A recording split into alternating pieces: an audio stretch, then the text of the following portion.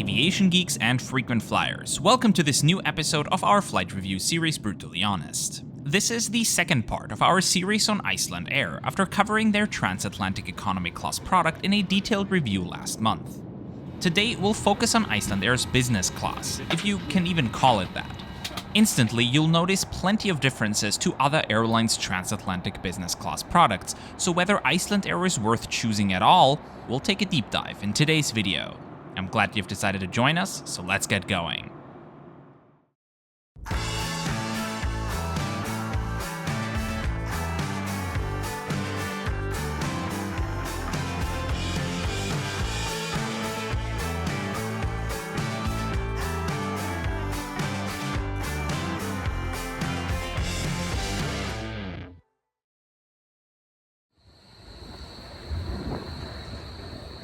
Hello and good morning from rainy Berlin. Luckily, we get to escape this weather heading to, also rainy, but warmer, Orlando, Florida, flying aboard Icelandair. The airline has provided us with a ticket for today's journey at no cost, which is something I want to be transparent with you about right from the top. We've worked with plenty of airlines over the years, even with competitors of Icelandair, so we don't play favorites here at all.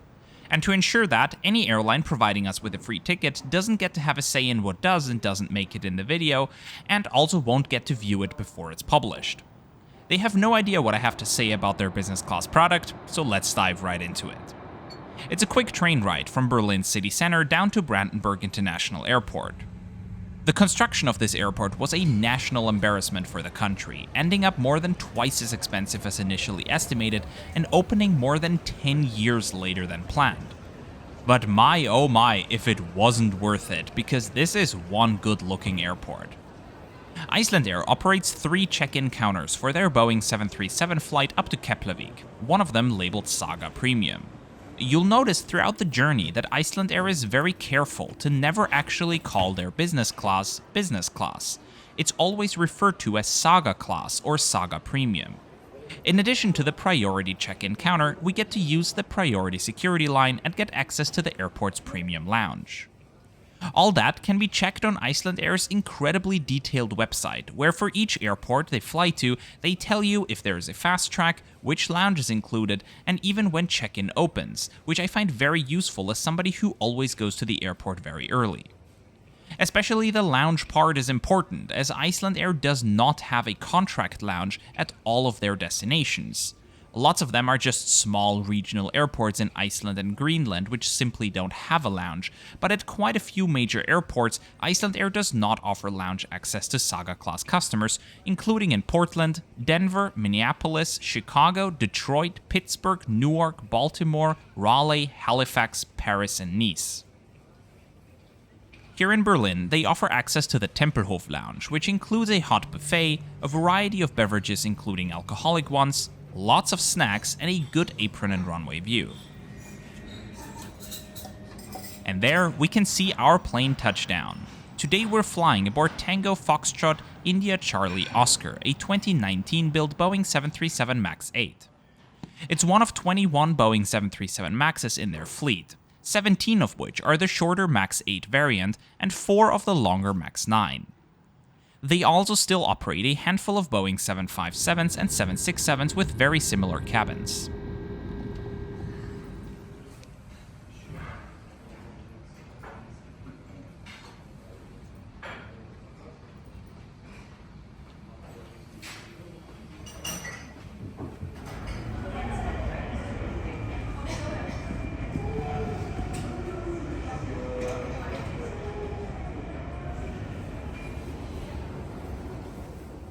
As Saga Class passengers, we are allowed to board the plane first.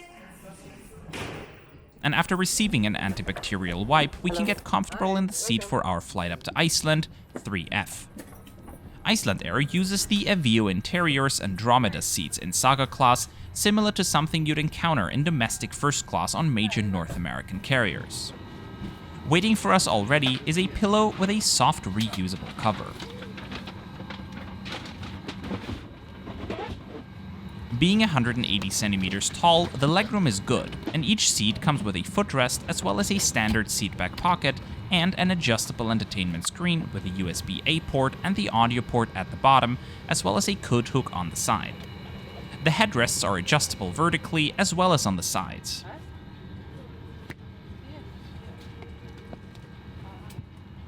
The seats can be reclined, and there is a tray table hidden inside the armrest. There's another audio port at the bottom of the center console, and on the other side a universal power port. In the ceiling above, you will also find adjustable reading lights and personal air vents.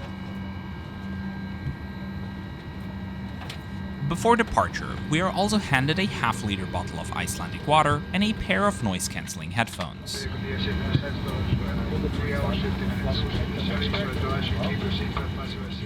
As baggage loading is finishing up, look, there's my suitcase. We can sit back, relax, and enjoy the engine view for takeoff. No storage of carry-on items is allowed by the exits. Fasten your seatbelt and keep it fastened and visible whenever seated or when the seatbelt sign is on. We'll provide extension seatbelts for reference above your seats.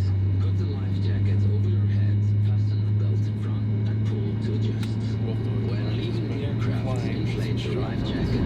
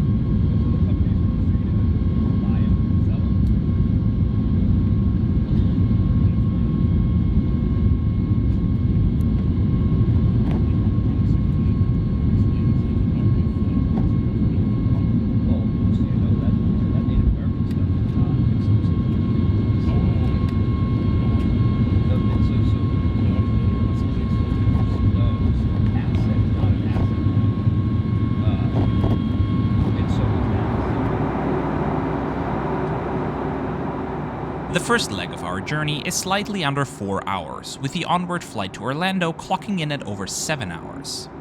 You'll notice a difference in the meal services offered on each flight, and they are representative of what you can expect between Europe and Iceland, as well as between Iceland and North America.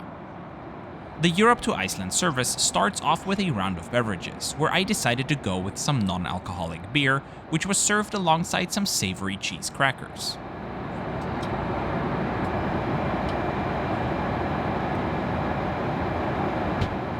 Hot towels were handed out too, and for the main course only one option is offered, which today is this chicken salad with fried cauliflower, rice and quinoa. Served with a little camembert cheese plate and a dried tomato bread roll, butter and some volcanic salt from Iceland. Usually I prefer hot dishes, but this chicken quinoa salad was admittedly very tasty, and I loved the dried tomato bread roll. As for drinks, Icelandair has an impressive variety of options, including various white and red wines, little bottles of Nicolas Feuillat Brut Reserve champagne, an intriguing espresso martini, though from a can and not freshly made, various beers including non-alcoholic beer and cider, various spirits, sodas, juices, tea and coffee, and what Icelandair is most famous for, their impeccable gin selection. You can juice between 7 different gins with 2 different tonic waters on offer and suggestions for pairings. When it comes to beverages, this is a very impressive selection, especially for a 4-hour flight on a plane with just 16 premium seats.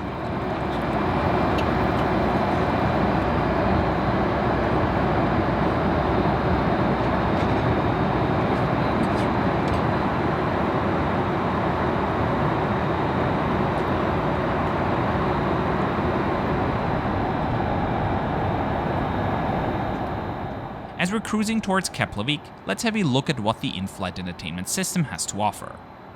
Icelandair uses Safran's Rave in-flight entertainment system with a variety of entertainment options available on demand. There are around 70 different movies and a couple of TV shows with multiple episodes each.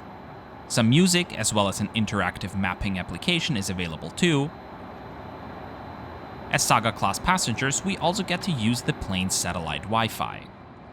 Icelandair chose Ka-band satellite connectivity through Viasat, and it's fast enough to even stream video content. That's a really generous feature.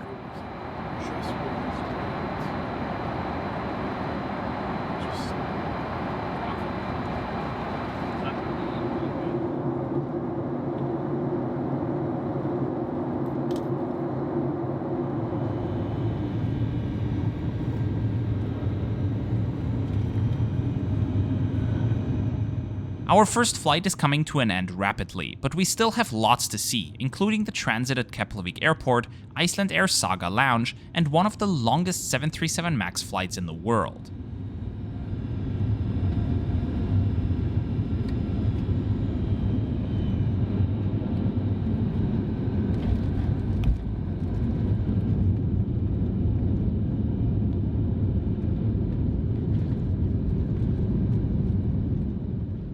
With that, welcome to Keflavík International Airport. Our scheduled transfer time here today is 90 minutes, and due to the terminal's small size, transiting here is really that quick. There is no need to clear security again in either direction of travel, so we only have to pass through immigration. I'm gonna stop right here because the lounge is opposite passport control. Upstairs, over here in the Schengen part of the terminal, you'll find Icelandair's Saga Lounge. With its cozy Nordic design, it's a pity we don't get to spend more time in here. You'll have access to a small buffet offering both hot and cold dishes and a variety of alcoholic and non-alcoholic beverages. And shower rooms are available as well.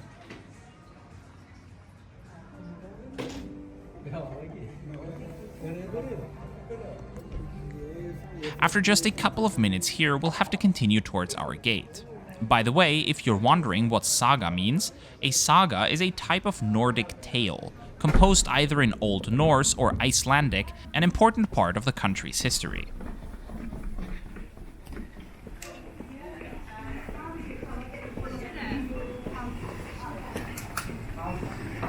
It took us only 6 minutes to transit here gate to gate, including passport control. What an efficient airport. You can see how busy the terminal gets when all of Icelandair's flights to North America depart at once. We'll fly down to Orlando aboard Tango Foxtrot India Charlie Golf, a 2018-built Boeing 737 MAX 8, which is equipped with the exact same cabin we just encountered on our previous flight. After an exhaustingly long wait inside the jet bridge to be finally allowed to enter the aircraft, we make it to our seat for the next 8 hours, 4F. For this longer flight, we are also given a blanket and an amenity kit in addition to the pillow. And we're offered some sparkling wine in a plastic cup as a pre-departure beverage. With that, we are ready for departure.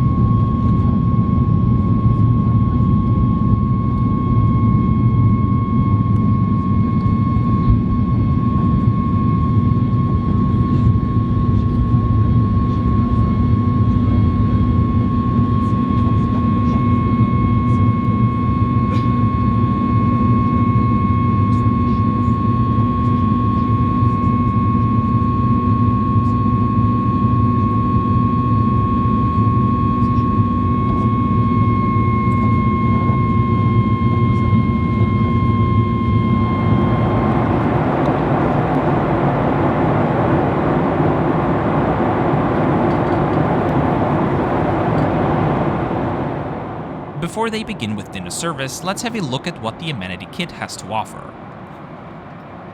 We've got a toothbrush and toothpaste, a pair of earplugs, hand cream and lip balm, some socks, eye shades, and a postcard.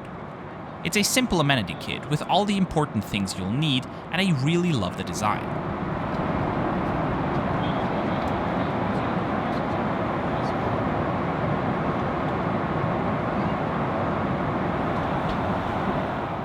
Once again, we're starting off with a beverage of your choice and a little snack, this time some caramel popcorn.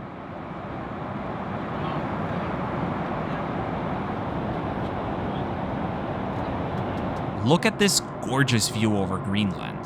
At this time of year, our route follows the sunset almost perfectly, drawing out this pretty evening lighting for hours.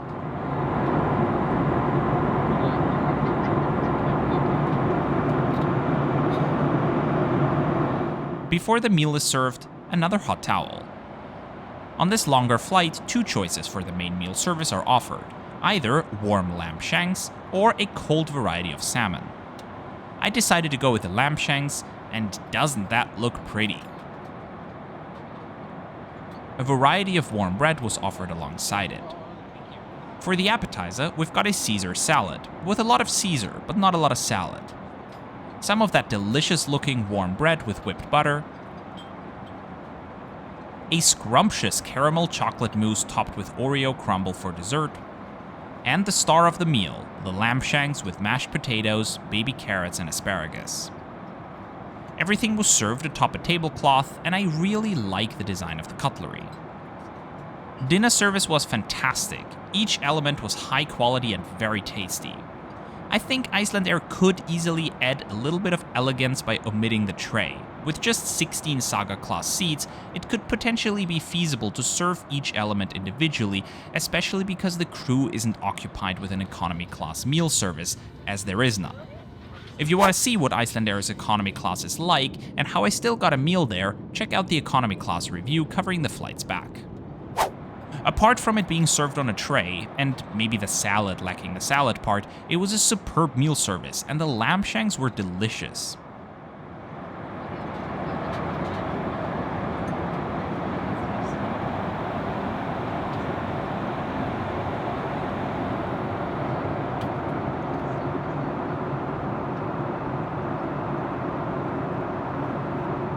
During the rest of the flight, I got some work done, which the free in-flight internet made so comfortable and easy.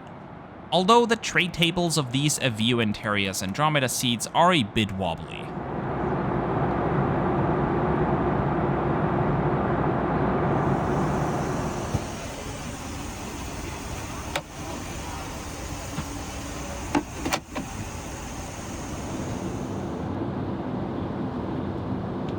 Before landing, Icelandair offered a second small meal service. This time cold bruschetta with tomatoes, mozzarella, and cured ham.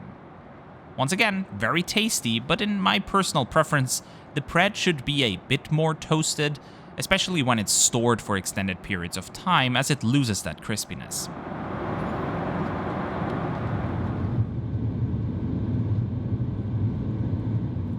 As we're starting our descent into Orlando, I am left wondering how I should conclude this video.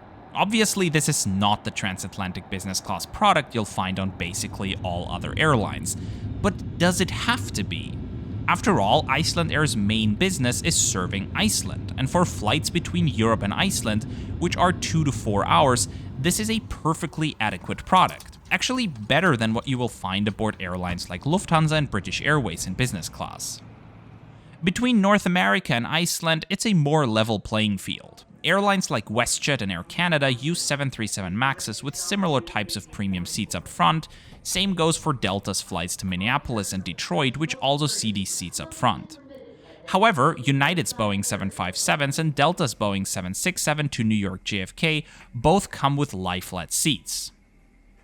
Another North America-specific difference is that Icelandair doesn't offer lounge access at many of their US gateways, which Delta and United usually do for international flights. Still, with the excellent quality of their catering and the business class seats being similar or better than on most other flights to Iceland, Icelandair is certainly a good choice. Where it does fall apart a bit though is if you intend to cross the Atlantic all at once like I did. For that, I would rather compare it to other airlines' premium economy products than to business class. And sometimes Saga Class isn't even considerably more expensive than premium economy on other airlines, in rare cases even a bit cheaper, especially for city pairs without non-stop flights and for when you only want one transit that's not too long. And in contrast to many other airlines' premium economy class products, Saga Class does come with lounge access at most airports. The catering is far better, as is the beverage selection, there's unlimited free Wi-Fi, and the seats are a bit bigger and more comfortable, while the cabin of the 737 MAX is smaller and thus feels cozier, at least to me. That might also explain why Icelandair deliberately doesn't call their Saga class a business class. On flights to and from Iceland, business class is a totally appropriate description of the product, but on transatlantic flights, it's simply not anywhere near what a customer looking to book business class would expect these days. So I would recommend Icelandair to those traveling to and from Iceland, wanting the comfort of a premium class, and those who want to fly in a good premium economy across the Atlantic who don't want to fork out for the excessive business class fares these days, if and when the value for money makes sense to you. Because, keep in mind, sometimes even a proper business class might be cheaper than Icelandair across the Atlantic, while other times it's not that much more expensive than premium economy fares.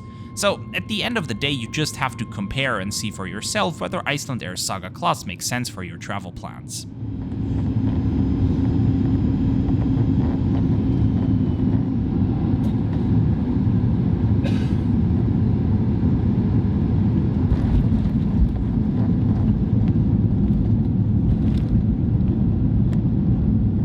With that, welcome to Orlando. I hope you have enjoyed this review. I want to extend special thanks to Icelandair for providing the tickets for these two flights, and of course to everybody who contributes to our work through channel memberships.